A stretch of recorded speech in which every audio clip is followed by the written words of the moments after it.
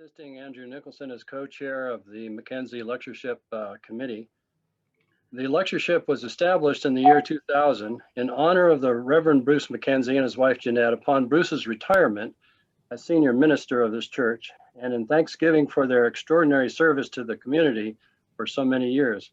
Bruce served this congregation for 27 years, from 1970 to 1997, and then was our minister emeritus and an active member of the congregation until he died in 2017. This lectureship serves as a legacy of the spirit of intellectual and theological inquiry, which was central to Bruce's understanding of ministry. So this weekend of events is made possible by a lectureship fund of First Congregational Church Endowment. There's a gift from our congregation to you. And we'd very much like to have you contribute, if possible, for the lecture so we can keep it going. And the Justice and Witness Ministries of the United Church of Christ, and to help ensure future events of this lectureship, we would appreciate your contributions if possible.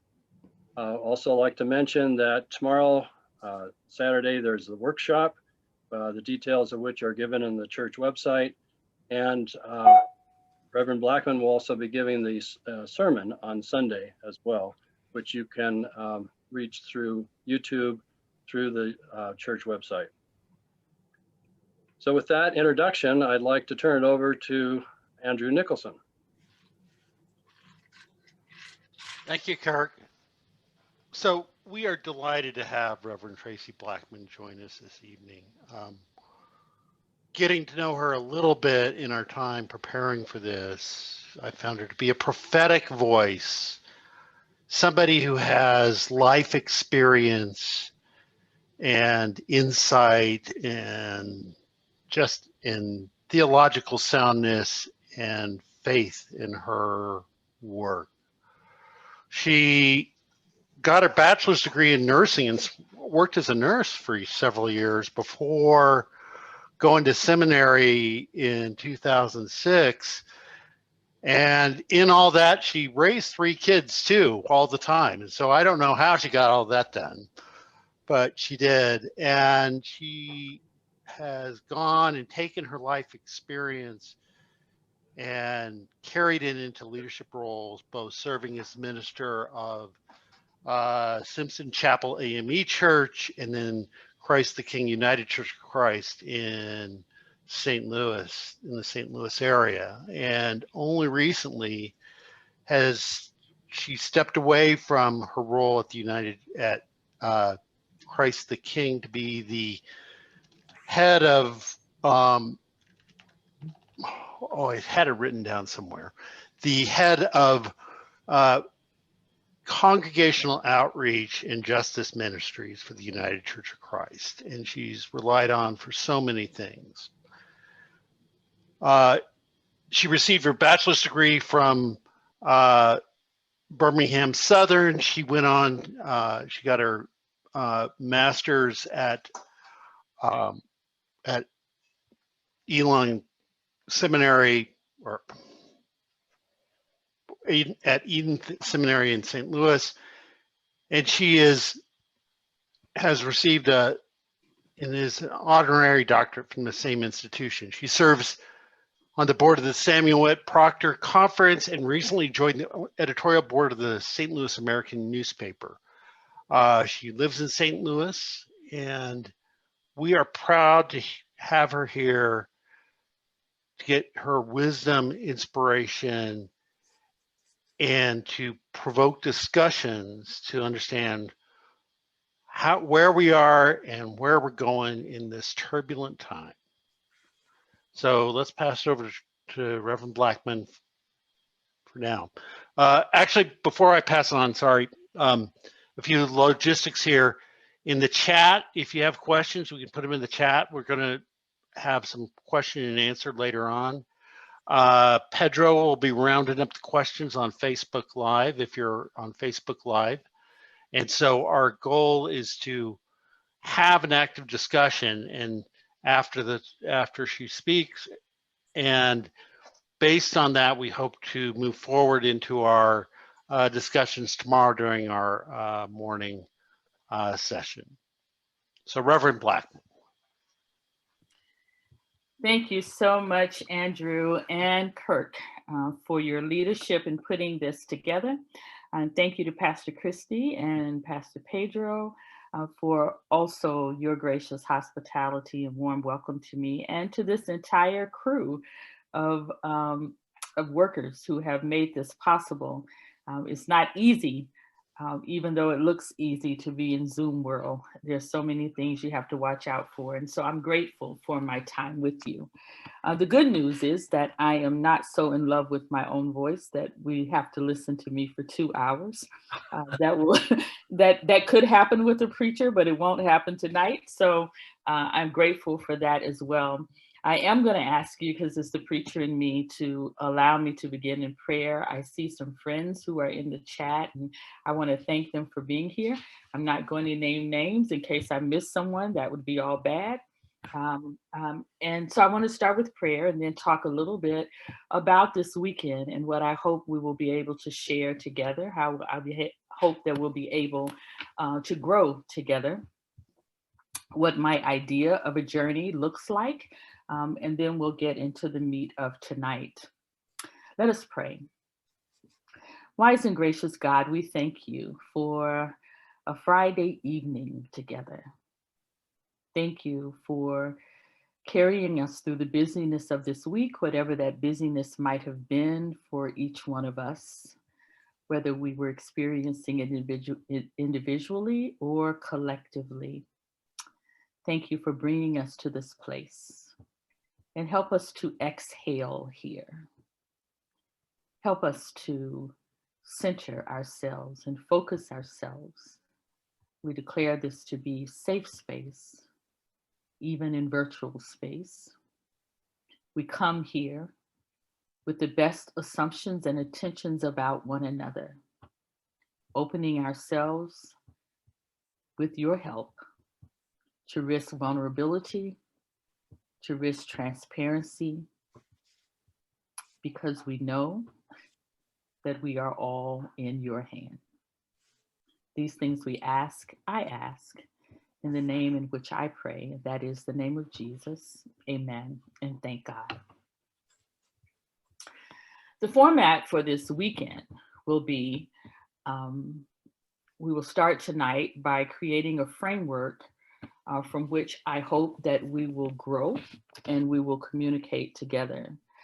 Tonight will be laying the groundwork for why such conversations around race, why such conversations around difference, why such conversations around distance are necessary.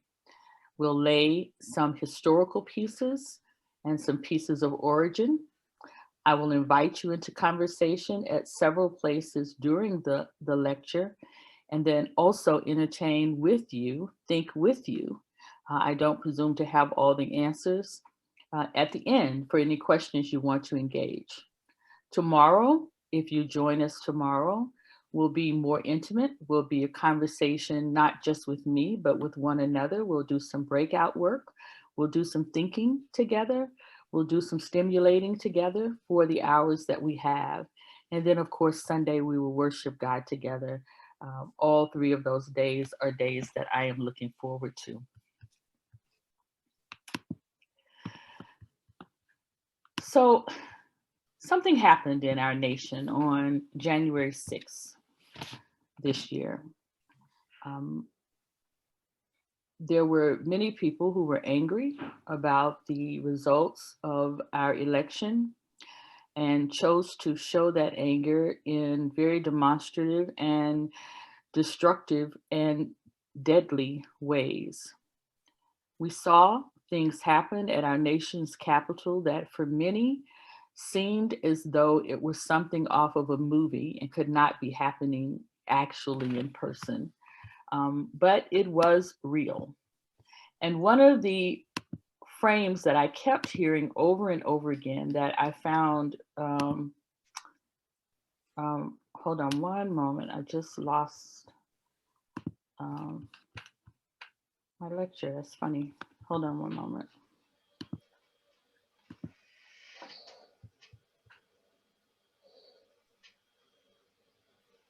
Hmm, there it is. Sorry. One of the things that I found quite interesting is that in media and in interviews with people, I kept hearing this refrain, I can't believe this is America. I can't believe this is the United States. I can't believe this is happening here. And it was a baffling statement to me because it looked very much like the America that I see on a regular basis. It just was on a screen this time instead of in reality. So I thought we would begin tonight about talking about race. I want to talk about race from a historical standpoint. I want to talk about the origins of race. I want to talk about the validity of race. I want to talk about the impact of race and invite you into the conversation wherever you feel led. I'm not good at watching chat while I'm talking, but there are other people here who will be watching chat for me. I was hoping to look at all of you at the same time, and that's when I lost my lecture, so I won't be doing that, but I'll be talking directly into the screen. There's no amount of research into the biophysical or genetic features of individuals or groups that will explain the social phenomenon of race. The position taken by many anthropologists, both biological and social, and increasingly many other scholars in the social sciences, is that race is not a real thing. Race is neither an anthropological, biological, or theological truth. Race is a cultural and social construct. When 5 white men shot Amadou Diallo, a young, unarmed African American in New York, while he was standing in his doorway with his wallet in his hand, they shot him 41 times in February of 1999. Some of you may remember that. Many of you may not, because there have been so many deaths since then. Those officers' actions could not be explained by examining their genes or their biology. Nor can we explain why some employers' preferences are for white job applicants, or discrimination in housing, or any of the other social realities of racism by references to human biological differences. This does not mean that the existence of race as a social construct has no impact on the biology of human beings. On the contrary, we know a lot about the sometimes devastating effects of racism on the biology and behavior of individuals and groups. Because of several hundred years of racism, during which both physical and psychological oppression have characterized the lives and environments of those people seen as members of non-white races, differences in health status and lifestyles among them have appeared and continue to impact us all. No place have I seen this more prevalent recently than in this pandemic of COVID-19. We've often heard reports that COVID impacts Black and brown people at a higher rate in a more severe pattern. There are more hospitalizations, there are more deaths, and this is often attributed, rightly so, to comorbidities in these groups. Things such as diabetes, obesity, cardiovascular disease, hypertension. As a registered nurse, I don't deny that that is true. But I suggest that the reporting and those stories only tell half of the truth.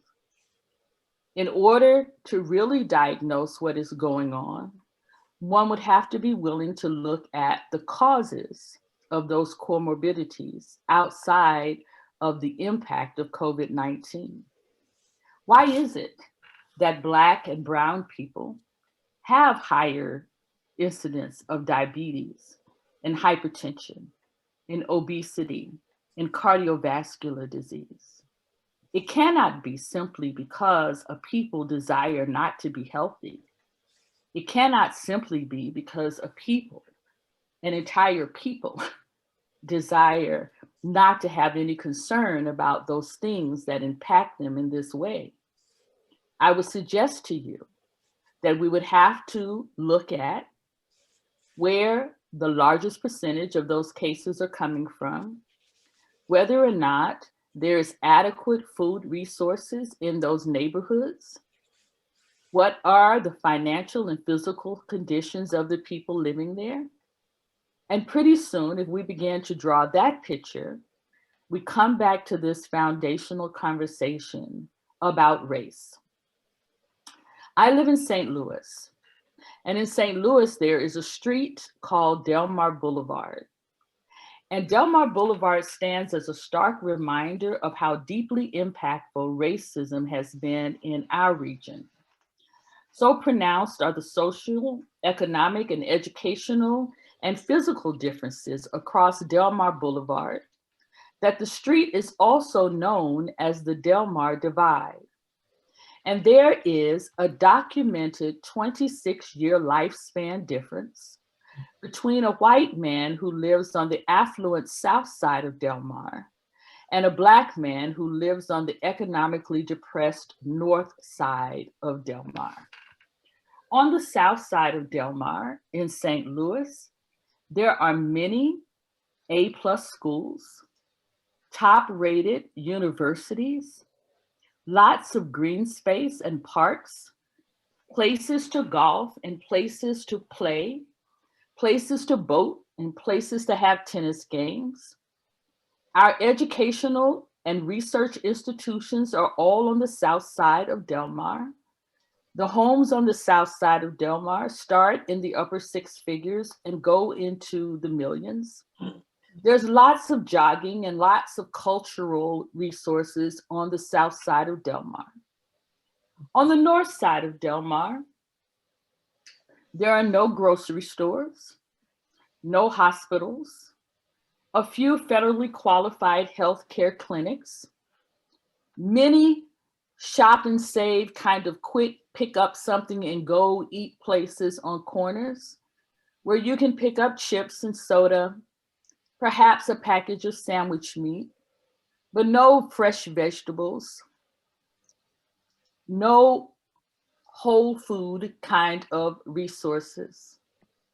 There are no recreational facilities on the north side of Delmar, nowhere for children to play safely, no swimming pools, no boating houses, no golf courses.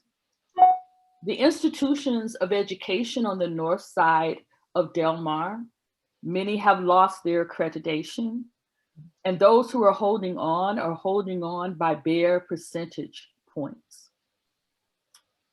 That's St. Louis, but I don't hold us up as an anomaly. I don't know Boulder Springs as well. I've only been there a couple of times, and both times there was too much snow for me. However, I wonder if there are some lines of demarcation in Boulder Springs that have been constructed on the false notions of race. For on Delmar, the majority of residents on the south side of Delmar have white skin. That doesn't mean that there aren't some Black and brown people who live on the south side of Delmar. Of course there are.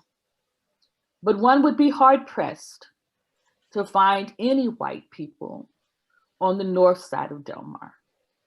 The north side of Delmar is occupied almost exclusively. And I only say almost because there may be someone I haven't seen or that I don't know about. Almost exclusively of Black and brown people. In the middle of the 20th century, a new generation of historians began to take another look at the American experience. They spent decades exploring all of the original documents relating to the establishment of colonies in America. What these scholars discovered was that our 19th and 20th century ideas and beliefs about race did not exist in the 17th century. Race originated as a folk idea, an ideology about human differences, It was a social invention, not a product of science. Therefore, race should only be analyzed as a social, cultural reality that exists in a realm independent of biological or genetic variations. Historians have documented when, and to a great extent, how race as an ideology came into our culture and our consciousness. This is the story that I want to share with you tonight. A story that I think is incredibly important to the foundation of conversations I hope that we will have tonight and tomorrow. One of the first publications, and perhaps the one with the greatest impact, was a book by Edmund Morgan entitled American Slavery, American Freedom. It was written in 1975. It is the detailed story of Virginia, the first successful colony. On its publication, it was hailed as a classic that has inspired numerous other historians. The establishment of Jamestown in Virginia by English colonists occurred over 400 years ago in 1607. From the beginning, Jamestown was a crude and rough and turbulent community of mostly Englishmen who came to seek their fortunes with the intention of returning home. They planned to emulate what the Spanish had done, to obtain wealth by conquering and enslaving native peoples and forcing them to produce gold and silver, to mine gold and silver for them. However, the first peoples didn't take well to slavery. Many died of European diseases and others escaped to unknown territories. So settlers soon discovered a different crop, tobacco, whose trade could bring them their wealth. But growing and processing tobacco required some hard work. And the greatest problem the colonists constantly faced was that there was a lack of labor. Many of the settlers simply could not do such intensive work, and others simply would not do such intensive work. And within a decade, the colony began to import indentured servants, mostly from England. And it was this pattern of servitude that provided a model for slavery that was to come later. Servants were bought and sold. They were not fed well. They were not clothed well. They were poorly housed. They were punished cruelly for petty crimes, and mortality was high among those people who were brought over. But the surplus of poor immigrants from England in the early 17th century made it necessary for them to make a living somehow, and so they continued to be able to get people to come. If they survived a period of servitude, which was usually about 7 years, they would be set free and allowed to acquire land and servants and to make a fortune for themselves. However, there were many degrees of servitude, and most of these people did not survive. In 1619, the first Africans arrived. There is some debate about who they were, but we know that they had Spanish or Portuguese names, and they were already familiar with European culture. In the US, it is widely and popularly believed that the colonists brought Africans to the New World enslaved from the beginning, and that Europeans were naturally prejudiced toward Africans because of their physical characteristics, specifically their dark skin. But historians now hold that true slavery did not exist in the early decades of the English North. They were familiar with forms of bond servitude, which they saw as unfree labor. And some men who purchased head rights to laborers treated them as if they were slaves. Masters were often brutal. They flogged servants for disobedience or cut off their ears or put skewers through their tongues. Servants were often called slaves, and the distinction between servitude and slavery was not all that clear. Consequently, the first Africans who arrived in Jamestown were not initially or uniformly perceived as slaves. They were assimilated into the colony as laborers under varying contracts, just like those of Europeans. Some Africans worked off their debt and became freedmen. A few ambitious men obtained land and livestock. They built substantial houses, they married, and they established themselves as well-to-do planters. Some became entrepreneurs and engaged in trading and other commercial activities and had business dealings on an equal footing with whites. Like some of their white counterparts, free Black property owners were often contemptuous of government, arrogant, and insulting toward those considered their social inferiors, assertive of their rights, and prone to fighting. In fact, numerous court records provide clear evidence that these 17th century Africans did not act any different from whites of the same social class. Edmund Morgan, a historian, wrote, "There is more than a little evidence that Virginians during these years were ready to think of Negroes as members or potential members of the community on the same terms as other men, and to demand of them the same standards of behavior," end quote. Black men and white men serving the same owner worked, ate, and slept together. No stigma was associated with what we later called intermarriages. Black men servants often married white women servants. Records from one county reveal that 1/4 of the children born to European servant girls were mulatto. By mid-century, the colony was in a crisis. A few men from among the earliest settlers had taken over most of the fertile land, and they had established large plantations and grew tobacco to make huge fortunes. Poor servants who achieved their freedom found it difficult to acquire any land. The freed poor and the servants, which now included Europeans, Africans, mulattoes, and still a few indigenous people, became unhappy with their situation, and especially the corruption and abuse of power on the part of the wealthy men who ruled the colony. They threatened rebellions. They plundered their neighbors, they showed contempt for colony leaders, and generated unrest throughout the settlement. In 1676, the most famous rebellion took place. It was led by Nathaniel Bacon. This uprising of thousands of poor workers was the first major threat to their social stability. The rebellion dissipated after the death of Bacon, but British royal commissioners who had been sent to suppress the uprising realized that the population at large had supported the rebellion. On one occasion, in trying to stave off the rebellion, they faced a dissatisfied group of about 400 Africans and 6 or 7 European bond laborers.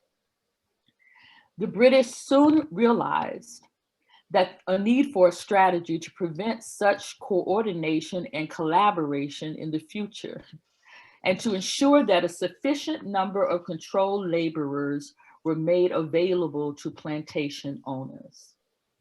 The decision that the rulers of the colony made during the last decades of the 17th century and the first quarter of the 18th century resulted in the establishment of racial slavery.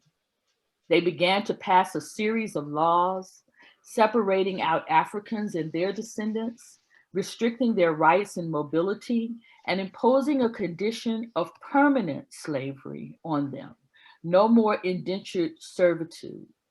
Not just permanent slavery upon them, but generationally permanent slavery to everyone that was born of them. Africans were now being brought directly from Africa. They were different from the earlier Africans in that, ironically, they were considered heathens because they were not Christian and were unfamiliar with European languages, customs, and traditions.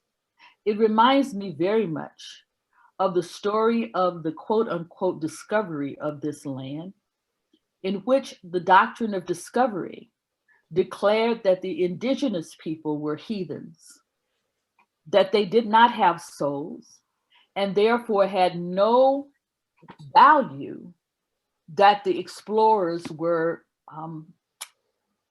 required to acknowledge. This allowed for the taking of this land and the annihilation of people. Some colony leaders began to argue that Africans had no right under British laws and therefore could be subject to forced labor with impunity. After 1672, British ships entered the slave trade, and the numbers of people shipped across the Atlantic greatly increased. There were critical reasons for the preference for Africans. As early as the 1630s, planters had expressed a desire for African labor. Records of plantation owners in the Caribbean and in the colonies of Virginia and Maryland reveal that Africans were initially considered a docile people who had knowledge of and experience with tropical cultivation. They knew how to grow corn and tobacco and sugarcane and cotton in their native lands. These crops were unknown in Europe. And many Africans had knowledge of metalwork, carpentry, cattle keeping, brick making, weaving, leather tanning, and many other skills. Colonists soon realized that without Africans, their enterprises would fail. A good example is the history of the colony of Georgia. In the mid-18th century, this colony was founded in 1732 by followers of John Wesley. John Wesley, of course, we know is the founder of Methodism. It was founded with the objective of settling poor people from Europe. The founders and organizers had an anti-slavery policy, and Georgia became the first non-slave-holding colony. But the experiment failed. The settlers endured hunger, disease, poverty, and many began to die. So soon they petitioned the trustees to alter the policy and to allow slaves, arguing for their survival. Nearly 20 years after its founding, the act prohibiting slavery was repealed and Georgia began to prosper. European colonists also recognized that Africans lived longer and were able to produce more than Europeans who had high mortality rates. Moreover, Africans were in a foreign land with no powerful allies and no knowledge of the geographical landscape. They were the most vulnerable of all the peoples of the Americas. Sources of English servants began to decline in the latter part of the 17th century as jobs became available for them at home. The slave trade to Africa increased as internal warfare in Africa made more and more people available for enslavement. Leaders of the colonies, all large planters, had two objectives, just two: to impose effective social controls over the population and to provide themselves with cheap and easily controlled workers.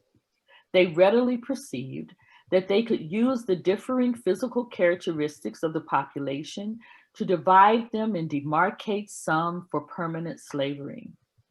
Historian Anthony Parent argues that a powerful planter class acting to further its own economic interests deliberately brought a new form of servitude, racial slavery, to Virginia over the period of 1690 to 1723.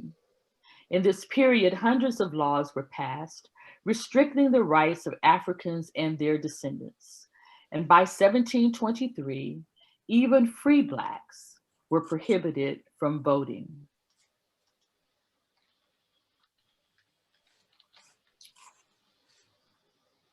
Colonial leaders were also doing something else. They were laying the basis for the invention of race and racial identities. They began to homogenize all Europeans, regardless of ethnicity, status, or social class, into a new category. The first time the term white, rather than Christian, or ethnic names like English, Irish, Scot, Portuguese, German, Spanish, Swede, the first time we hear the term white appears in the public record, the first time it appears in the public record, was seen in a law passed in 1691 that prohibited the marriage of Europeans with Negroes, Indians, and mulattoes. A clearly separated category of Blacks as slaves, allowed newly freed European servants opportunities to realize their ambitions and to identify common interests with the wealthy and the powerful. Laws were passed offering material advantages and social privileges to poor whites. In this way, colony leaders consciously contrived a social control mechanism to prevent the unification of the working poor. What I'm saying to you is this is all about economics, all about wealth, all about money, then and now. Physical features became markers of racial, social status. As Virginia's Governor William Gooch asserted, the Assembly sought to fix a perpetual brand upon free Negroes and mulattoes. However, the earliest rationale for racial slavery was not differences in physical features, but the identification of Africans as being uncivilized heathens. There we go again. The first savages that the English had created in their minds were the Irish. In the late 16th century, after centuries of conflict and brutal warfare with the Irish, Queen Elizabeth declared that the Irish were natural savages. Such attitudes generated extreme hatred of the Irish that continued into the 21st century. In fact, the Elizabethans came very near to racializing the Irish in the 18th century. The term race was imposed on the Irish. Native Americans became savages when they resisted English appropriation of their lands. But this image began to change in the late 18th century. Now, early in the 18th century, by reducing Africans to permanent slavery, prohibiting owners from freeing slaves, prohibiting the education and the training of slaves, the English invented a new savage. From the early 18th century on, negative characterizations of Africans formed part of a new rationalization for enslavement. These became the stereotypes of races and race differences that we inherited into the 19th and 20th centuries. What colony leaders were doing was establishing unequal groups and imposing different social meanings on them. As they were creating the institutional and behavioral aspects of slavery, the colonists were simultaneously structuring the ideological components of race. They exaggerated human differences and even invented some that could not be sustained empirically, such as the belief that Negroes had Black brains and blood. I'm 57 years old. I was educated in predominantly white, wealthy institutions from a little girl. So much so that from the fourth grade to college, I was never in the class with anyone else who was Black. I was never even in the class with anyone else who was brown. And I remember my first day entering that fourth grade class. Fourth graders, one of my classmates, who would later become my friend, asked me the question, what color was my blood? It was an odd question for me, and probably an odd question for them. But I think about that often when I think about the narratives that have been created, the lies that have been told, the fear that has been instilled, that is solely created for the securing of wealth.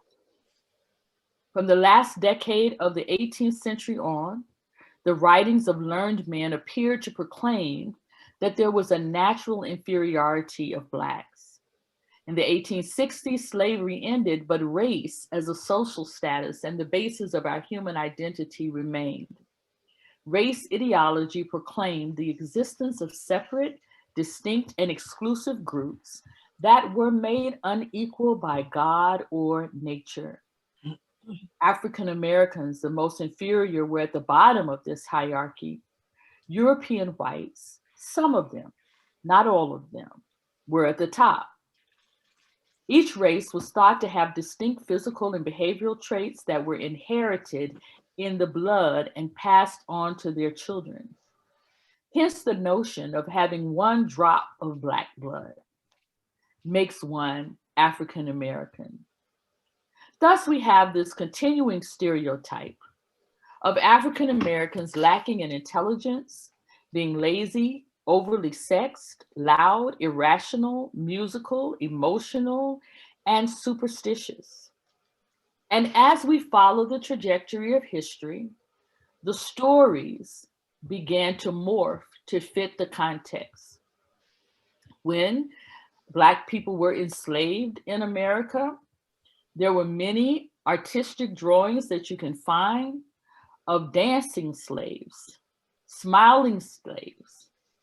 The images were of those who were content and knew that that's where they were supposed to be. Can one really imagine such a position that people would take of themselves?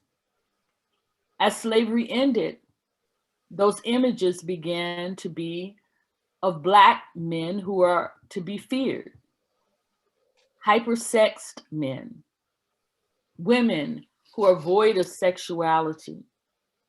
The images continue to morph as we go down the historical line, always promoting a distinction between the races.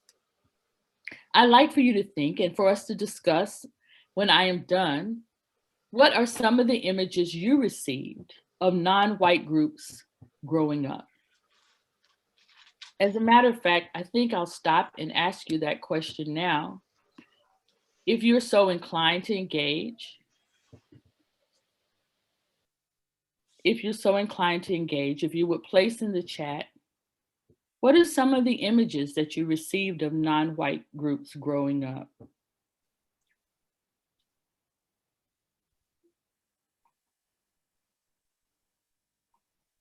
So Reverend Blackman, we don't have anything to chat yet, but actually it's a brand that just shut down was Aunt Jemima syrup, and they just renamed Aunt Jemima syrup something else.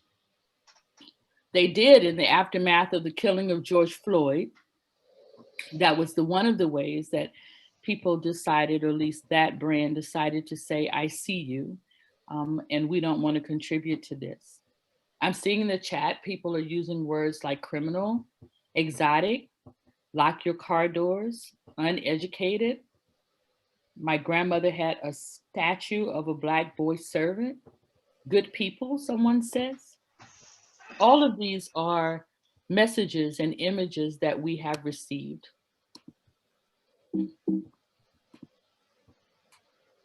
Blacks were intellectually inferior, wild, dangerous, good athletes. I didn't hear any negative messages. I had lots of friends, good. Athletically superior, I can relate to that one. I am 5'10", and many a coach spent their time trying to get me to play some kind of sport. I grew up with the idea that people were in the hierarchy of intelligence based on race. I grew up in University City, and my second grade teacher had a beautiful afro and taught us about Black history. That matters, thank you. From poor sections in Denver, my father, a lawyer, was concerned about the mixing of races because he thought this would lead to the lowering of IQ. Some of you heard no negative messages, that's wonderful. Great dancers, good musicians.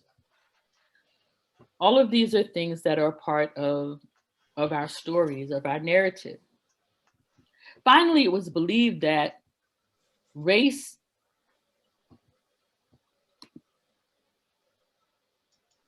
I lost my place. Finally, it was believed that these race differences could not be transcended or transformed. In the 19th century, science, using techniques of measuring various aspects of the human body, sought to affirm the differences between Blacks and whites and to justify the retention of phenotypically based separate and exclusive groups. In the 20th and 21st centuries, race scientists turned to IQ tests, and the new measure of human difference became primarily intelligence. In the 21st century, Race scientists persisted in promoting these supposed heritable characteristics of different races. This is the legacy about how North American colonists constructed human difference, establishing a hierarchy of race for social, economic, and political purposes. There is a passage in the Bible, my friends, that says, "You shall know the truth, and the truth shall set you free." Race is like a vice that constricts our spirits and it damages our psyches. Both whites and non-whites have been scarred in their daily lives by the racial images to which we have all been conditioned. Blacks were stripped of their country, their names, and their culture through slavery. Indigenous people, Indians, Hawaiians, even First People of Australia, have been robbed of their land and subjugated on the land of their birth. The disparities I suggest are not a function of race, but of racism. Pathology is not endemic to Black people or poor people, though the dominant culture has too often framed it as such. You may say to me that I just spent all this time saying that race was not real. Race is a social construct, and it is. But racism, my friends, racism is real, even if it's built upon false beliefs, even if it has been embodied based on half-truths. Pathology is not endemic to Black people or poor people. And the sin of racism has had deleterious effects on those that identify as white based on the color of their skin, by creating within them an internalized expectation of superiority that is non-existent and therefore unachievable.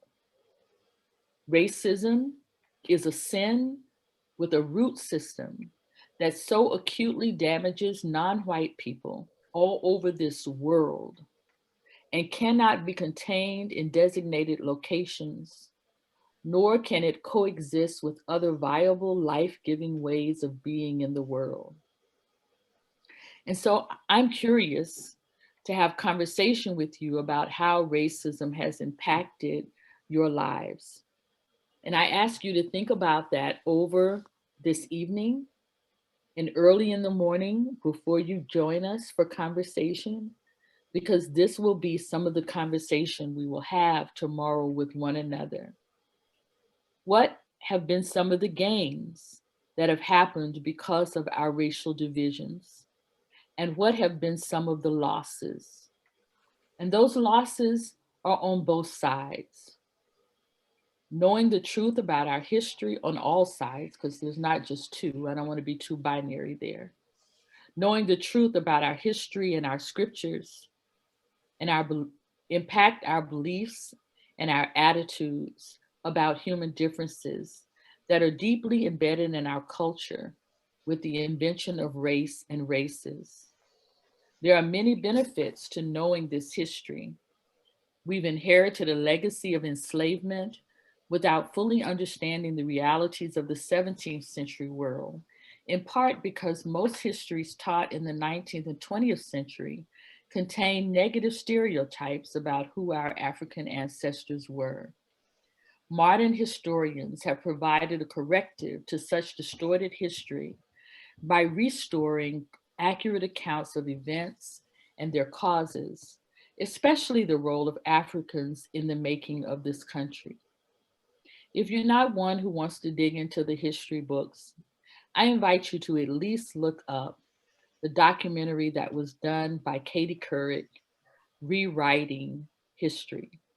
Not rewriting as in rewriting, but rewriting as in RE-RIGHTING.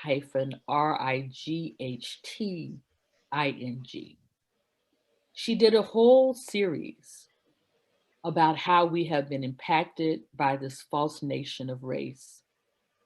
Knowing the broader context in which our ideas and beliefs evolved give us a better understanding of who we are as human beings. And most importantly, It forces us to confront the reality of racism. Racism that shows up in so many of our everyday practices.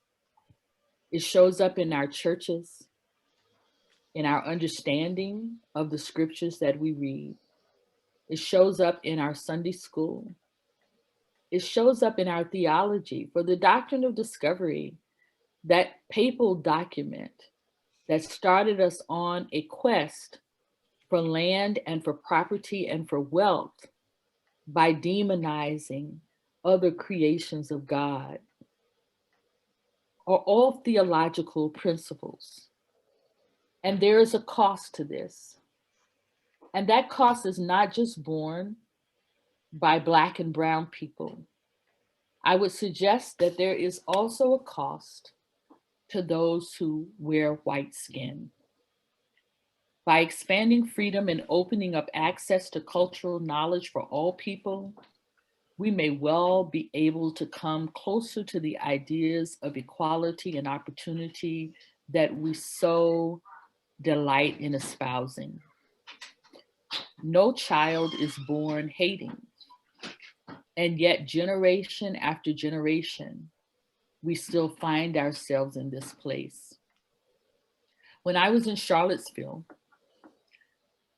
there to offer counter protests for the alt-right rally, as a native of Birmingham, Alabama, I didn't go to Charlottesville with much fear. I'd grown up in a city where the Klan marched down the street regularly. I grew up in a city that was racially segregated and divided. I grew up in the city where 16th Street was bombed and where holes were put on marchers. I was not fearful of the Klan. I went to Charlottesville to preach the service before the rally. And when we finished that service and found ourselves surrounded by what we would later learn was the alt-right contingency that were coming to protest the taking down of a statue. For the first time in my life, I felt fear, genuine fear, because of the color of my skin. And that fear was not because I had not heard the chants. The fear was not because we were surrounded and they were carrying tiki torches, which are not very threatening, but tiki torches. But my fear came when I realized that there were no hoods. There were no sheets. There was no hiding. And that these people who I had assumed were the ones that were continuing to perpetuate racial division and racial hatred, the ones that I had always believed in my mind and in my heart would eventually die out and we would have a new way of being. My fear set in when I realized that these were not they, these were their children. That the people largely in Charlottesville were the age of my children, that they could have gone to school with my children, worked in offices with my children, that they weren't wearing sheets and wearing hoods, they were wearing khakis and button downs and baseball caps, many of which said, "Make America Great Again." And I realized in that moment, my friends, that the sheets and the hoods of my youth had not just protected the identity of the Klan, but they had protected me. For as long as there was a hood and there was a sheet, I did not have to wrestle with the possibility that someone that I engage and encounter every day in my life might have been behind it. To this day, I have not been able to watch the news reports or read the news reports from Charlottesville Quite frankly, because I don't want to see someone that I know.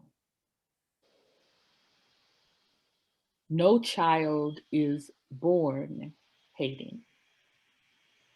Hate is learned behavior. Perhaps some of you have seen the documentary. It's an old documentary by Jade Elliott called Blue Eyes, Brown Eyes. A third grade teacher in Iowa who divided her class, her all-white class, by the color of their eyes. And within 30 minutes, they began to be antagonistic toward one another because their difference had been elevated and used as a weapon. I don't know what your earliest memories of race are. I'll be interested to engage in those conversations tomorrow. Racism is learned behavior. Racism is about economic gain, always has been, always will be. And as people of faith, I think it's important that I say out loud that racism is antithetical to the gospel of Jesus Christ. Racism yields physical, mental, and spiritual disparities. So how do we begin to stand up against such social conditioning that has permeated even the very water that we drink? Do we spend our time doing what I've just done, creating for you an alternative truth that some will believe and some will dismiss? Is that where we spend our time? Or do those of us who want something different begin to build another house? And in building it, a place where everyone belongs, watch as people choose to live a different way. There's much work to do in this area. In the church, it includes deconstructing a theology of chosenness, deconstructing a theology that says that God is a God of favoritism and not a God of favor. Deconstructing the perception that the Bible is God's book about a holy people rather than a people's book about a holy God.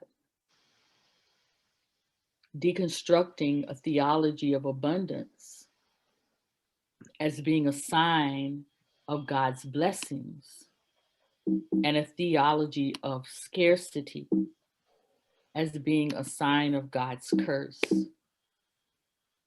What if a theology of sufficiency was enough? What if we accepted that it was our responsibility to make sure that all of creation had enough? Not that there aren't or wouldn't be wealthy people. Wealth is not a sin, but that there would not be poor people, that there would not be 147 million people of all races who don't have adequate wages to live. All of this is the fruit of race. And I invite you into this conversation with me. Thank you.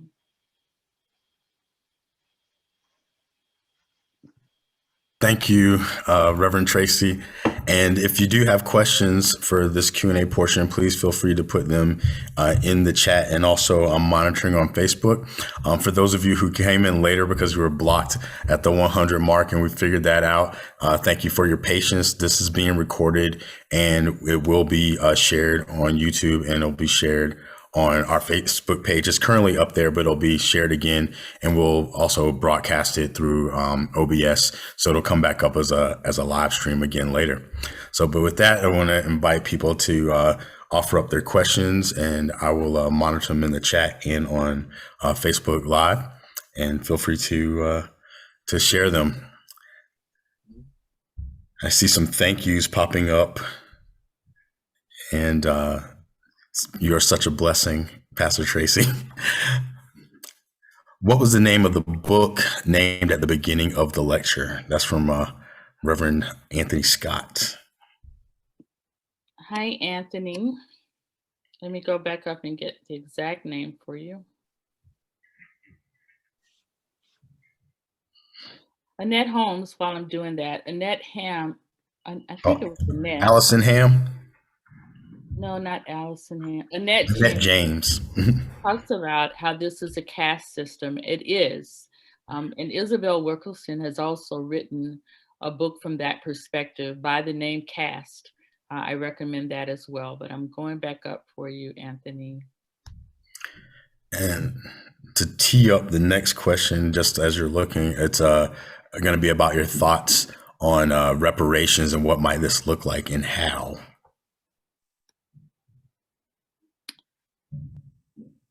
That is the question of the day, isn't it?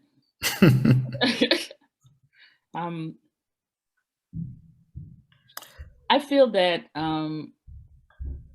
well, let me find this first and then I'm almost there.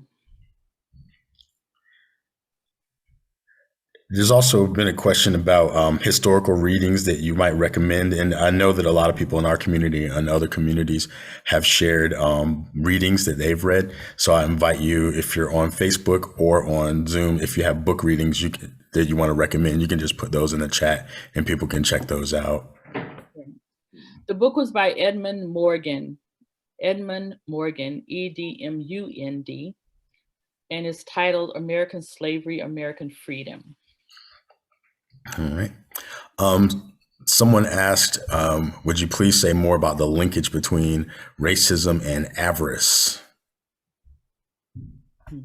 Okay, let me answer the first question first about reparations. Yeah.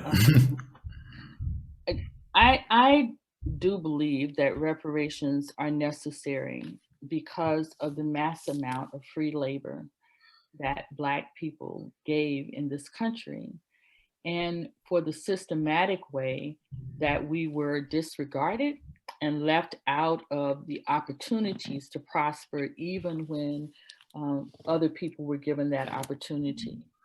But I don't know what it looks like. And this has been a wrestle in the United Church of Christ to even have conversations about what does reparations look like, right?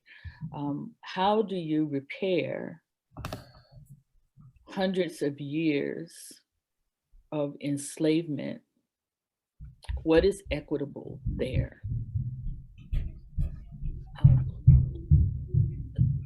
So I'm just gonna leave that there. I don't know what it looks like. I don't think it looks like checks in the mail. I don't think that's possible at this point. But I do think it looks like perhaps endowment of institutions that that have struggled, that will help promote generational wealth, the ability to gain generational wealth in Black communities for more people. But I don't know what it looks like. And I don't think it's all monetary. I think there's some things that need to happen that don't have anything to do with the economic structure. And I wish I had an answer. If I did, you know, I would be pushing it, but I don't. Maybe some of you do. Someone said that the United Church of Christ needs to have this conversation, and we are having it. We are having it. Some churches are having it. The national setting is having it. But it's a very slow conversation and very tedious. Here's the reality. There are many people who want justice, many people who want equity, but fewer people who want it to cost them anything. So it's going to be a difficult conversation. The connection between racism and avarice. I believe that racism only exists because of that. Well, I won't say that. Let me tell you a story. I've had the privilege of being a guest of the Vatican a couple of times now. And the very first time I had an audience with Cardinal Turkson. What is his first name? Anyway, he is the author of the encyclical on the environment. And I was having a conversation with him. I get to the Vatican and they start asking me about a racist incident that was happening in Texas at the time on the news. I'm in Rome, I'm in the Vatican. They asked me this question. And I'm like, how do you even know about that? Which let me know how connected and how in tune they were. And in answering that question, I made the statement, I used the phrase that I've heard so often and had adopted as my own about racism being America's original sin. And Cardinal Turkson stopped me. He put his hand up and he said, "Wait, daughter." I said, "Yes." He said, "I don't agree with that. I don't think that racism is America's original sin." I said, "What do you think it is?" And he said, "I think the original sin of America is the same as the original sin of the entire world, and that is humankind's desire to be God." And so I don't know that unless we do some transformative work, some deeply transformative work as a people of all races, that if it wasn't our skin color, it wouldn't be something else. Mm.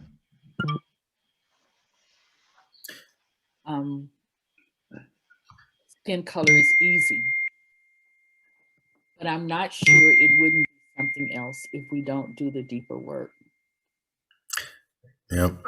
There's a little dinging sound going on just to let people know. I don't know where that's coming from. Reverend Witcher mentioned that there's going to be a link for a UCC church-based reparations webinar on February 23rd, and someone from our community shared that as well. That's in the link in the chat if you want to register for that. Also, I wanted to lift up that Asheville, North Carolina approved reparations for their community, and they approved a reparations program. So I just wanted to share that for folks if we wanted to look at how individual communities can come up with their plan. It doesn't have to just be national, and we can do it in different ways in our day-to-day lives. Reverend Brown, Chris asked, can you say more about the movement to forgive medical debt? Is that related to reparations?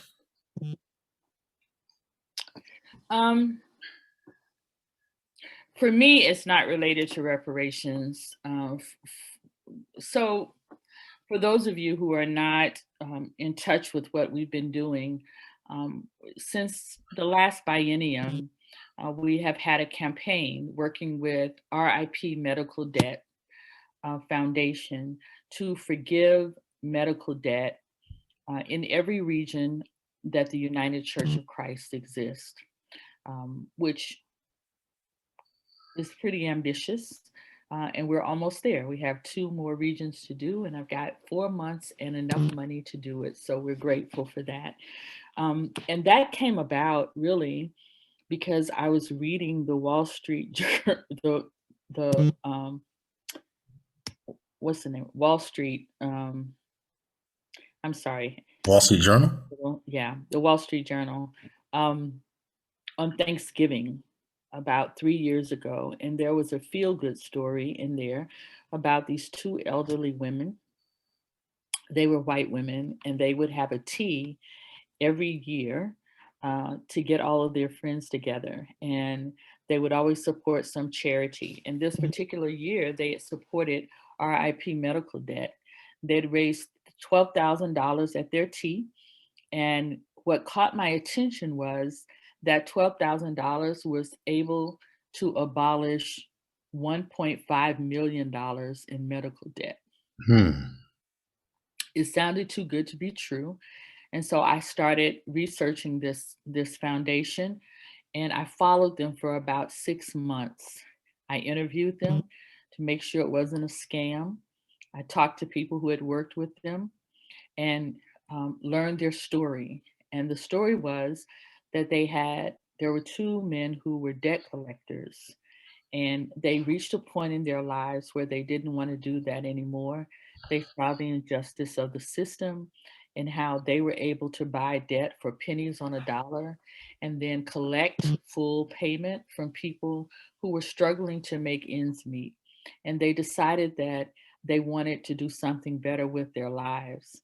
So they found some investors who covered their operating costs, their office space, etc. And they began using their licenses to purchase this debt.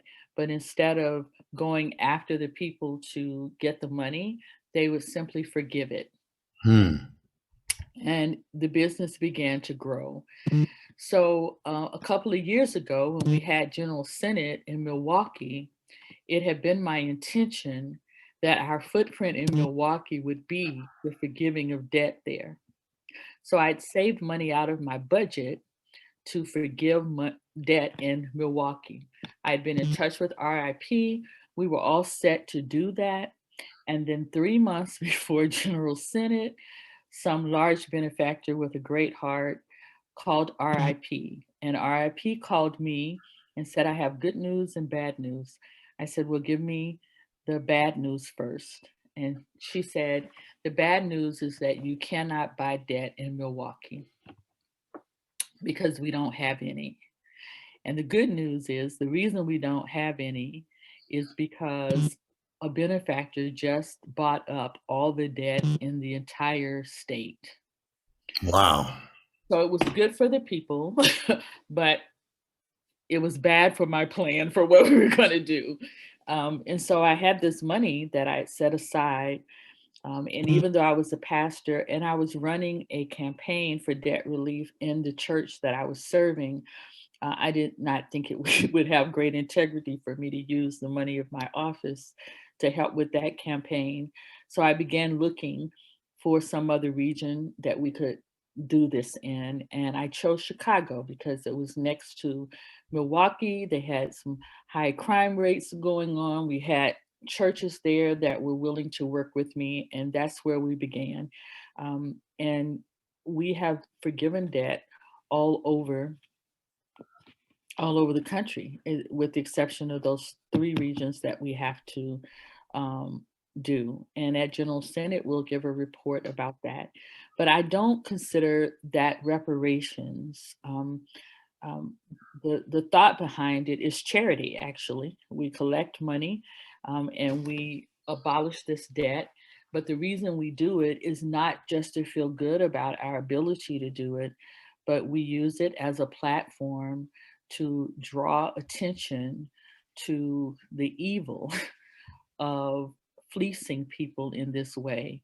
And we have started a connection with RIP. We're the only denomination that does this. There are many churches who do it, but we're the only denomination that does this.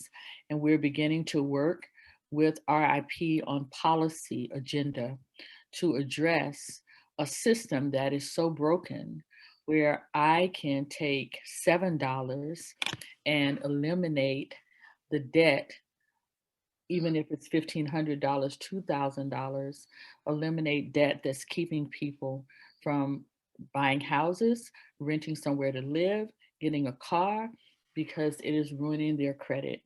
And so it's charity, but it is charity with justice focus, if that makes sense. Yeah, thank you for sharing that. Another question that came up was if debt forgiveness strategy could be applicable to other areas of debt, student loan, mortgages, etc. And I'd like to add to that for people who feel this call with all the good information about RIP that people are learning, if they shared that information and they feel some call, maybe there's ways for them to contribute to minimizing people's debts. We've been looking, there is a think tank in the national setting about eliminating seminary debt, not all college debt.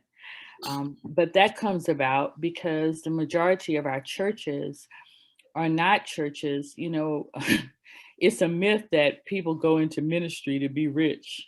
Uh, so most of our churches, the vast amount of the churches are small and can't afford even salaries that allow you to comfortably pay back the money that you borrowed to get a seminary degree. And so there's lots of interest about that at the United Church of Christ. And Lily has recently given to our pension board $1 million grant to study ways to help ministers who find themselves burdened by seminary debt, to find ways to help them get out. College forgiveness, federal loan forgiveness is different. And we're certainly at the tables, even in DC, to push for some relief of student loan debt. And some of you may have joined us for the conversation with William Barber today. I was talking to him about that even today, that something has to be done about student loan debt, even if it is just eliminating the interest of student loans that people are accumulating. So yes, there's lots of debt that needs to be addressed, but medical debt was chosen by RIP for several reasons. One is because no one asked to be sick, and the hospital and doctor's offices and medical fees are the only place you go and you order before you know the price.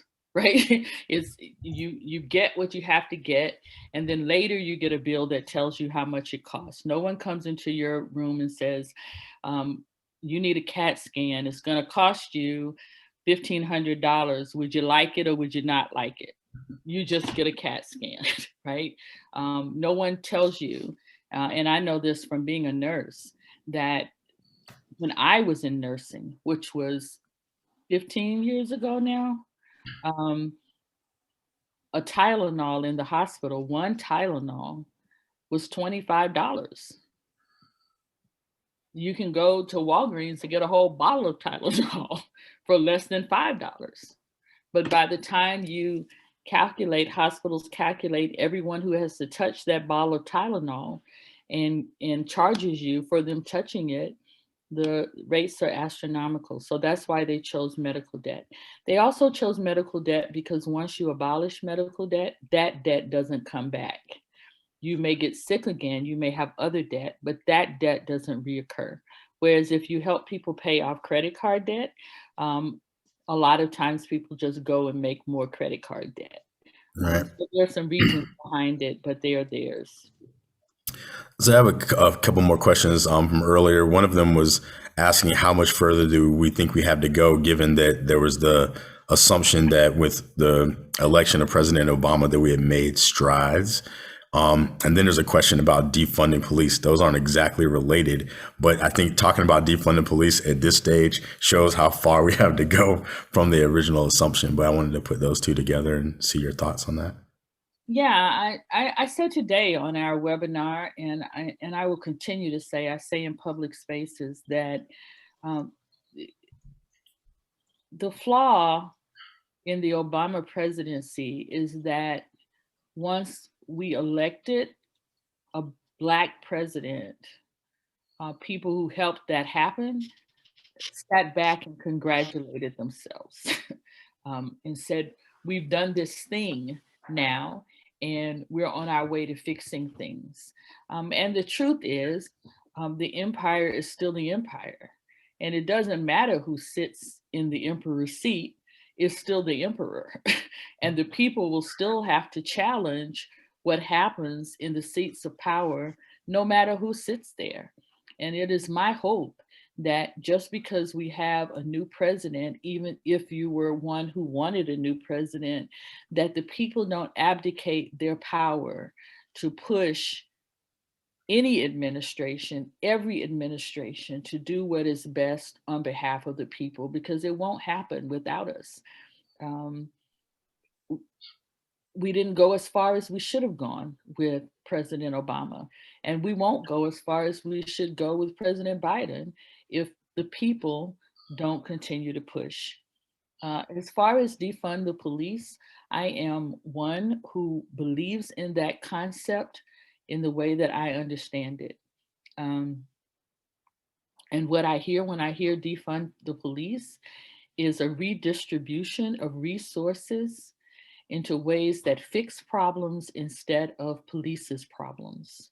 And so the social services in our neighborhoods and our communities are suffering drastically from lack of resources and lack of funding, while we are constantly pouring more money into the policing of Black and Brown people. It is not effective. It is not helpful. And studies, empirical data is available that says if you provide the resources that people need, then you decrease the crime that's in the neighborhoods. And so the question is, where are we going to put our money? Where are we going to put our resources? And so in that understanding of defund the police, I am in favor of defunding the police. Having also, and let me say, defund the police does not mean take all the money from the police. There are some people who do believe that, but that's not what I'm talking about. I'm talking about a redistribution of funds.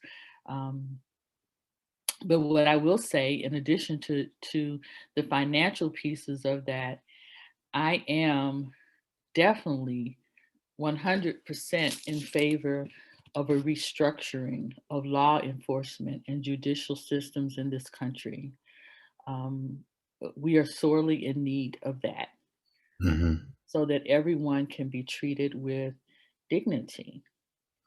And I believe that the citizens of this country, no matter what you look like, or do that. Thank you.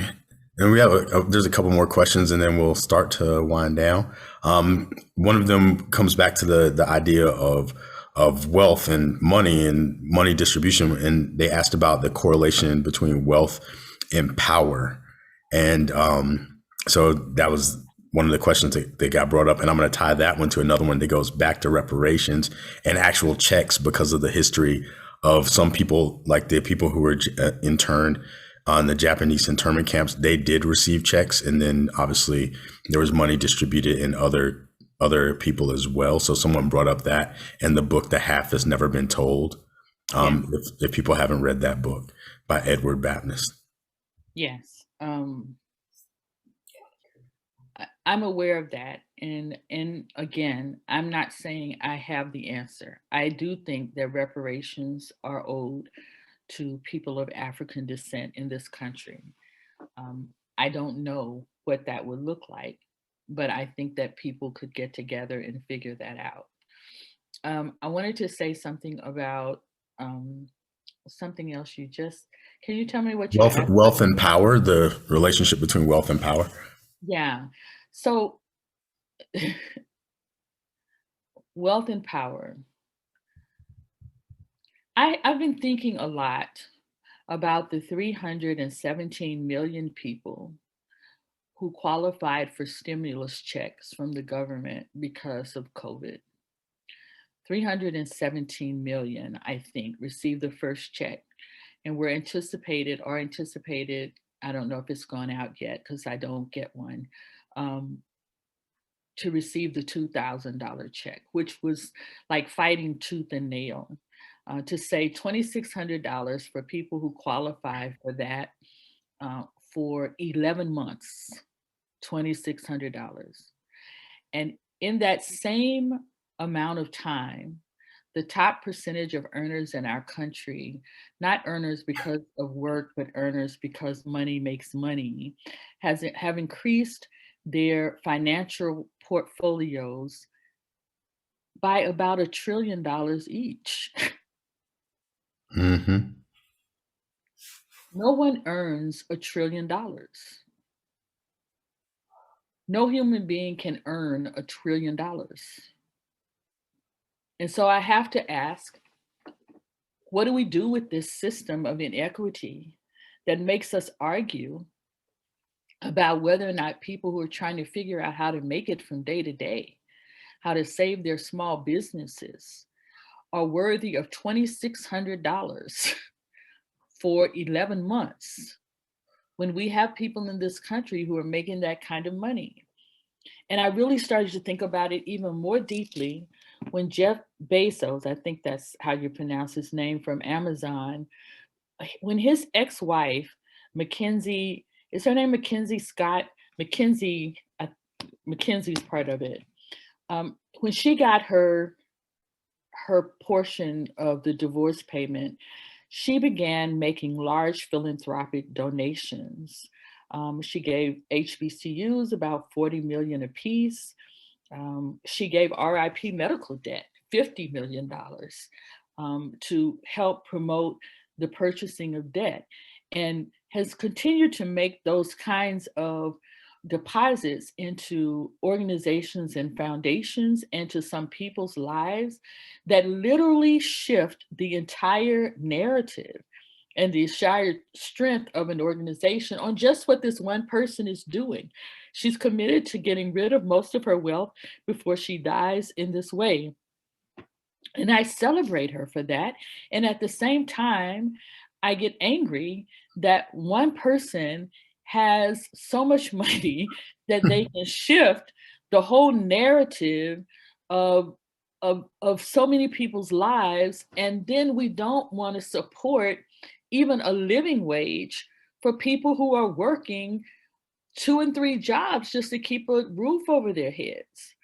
Wealth is absolutely power in this country. We don't want to give people health care coverage in a country that has more than enough to do that. And yet, for those who we send to represent us, who vote against our health care coverage, they're getting lifetime health care coverage, and we're paying for it. It makes absolutely no sense to me. And we are a government, we are a people who are obsessed with wealth. And I blame some of this, my friends, on the theology that we have taught, that wealth is somehow a sign of God's favor. And we don't use it appropriately in my opinion. And it's easy for me to say that about large things in government, but I also say that about churches.